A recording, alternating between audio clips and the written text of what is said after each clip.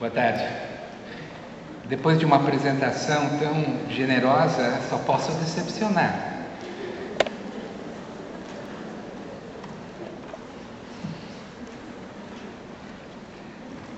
My name is Ami Klin. I come from the Yale Child Study Center, which is the Department of Child Psychiatry at Yale University. We have a tradition of maybe over 50 years now serving individuals with autism and their families. And our program is a clinical program. It started as a clinical program, but it's also a program that is involved in training of individuals from multiple different disciplines, speech and language pathologists, psychologists, and developmental pediatricians, and psychiatrists and child psychiatrists.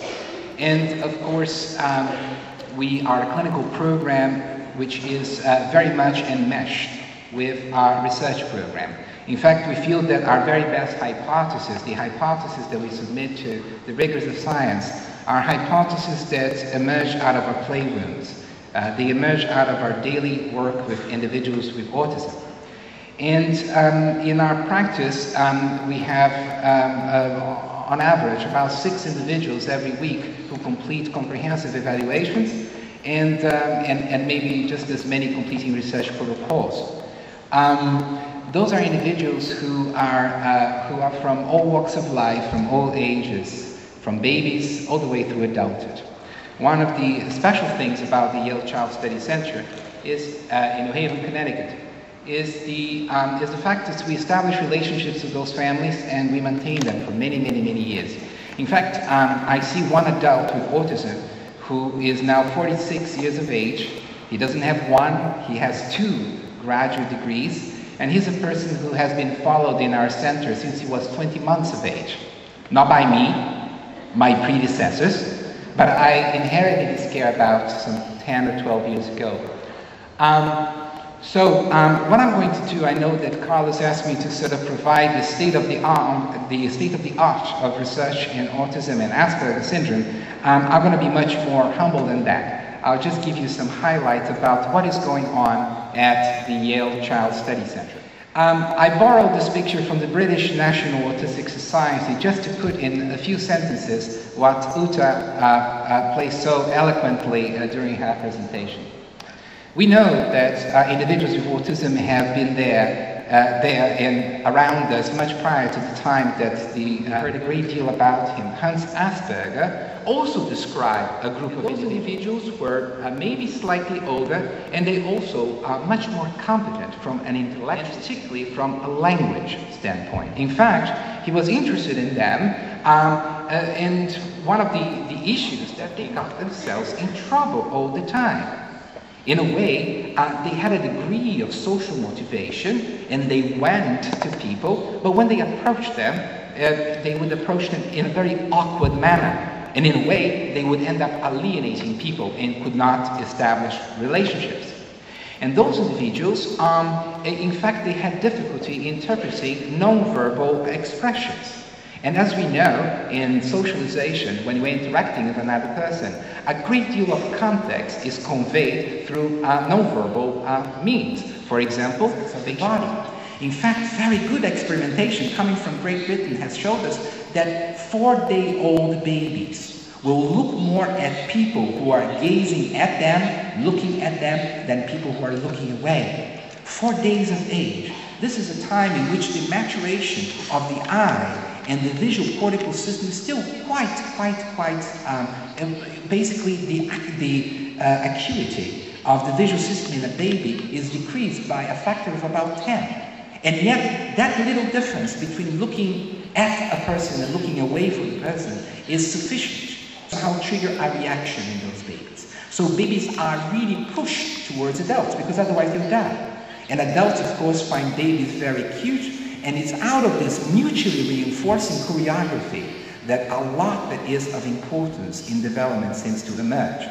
So is this dance that we're talking about here, this is the bias. This is what we study at the Yale Child Study Center.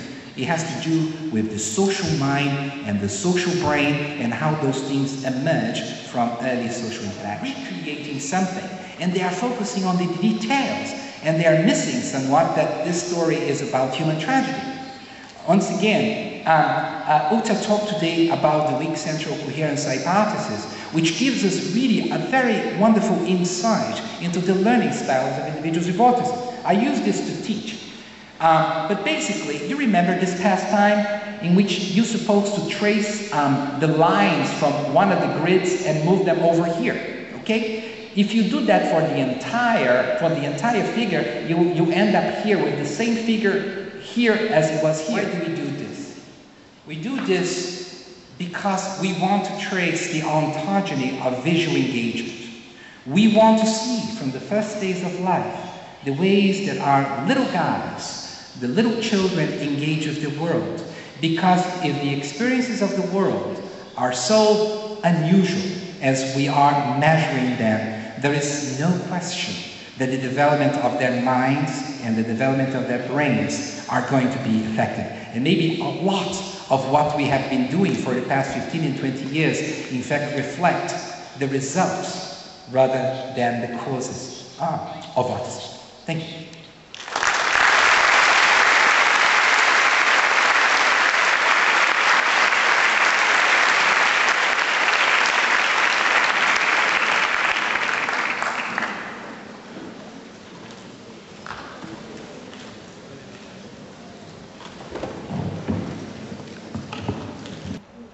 I think it was really quite clear, but I wonder if there's anyone to comment.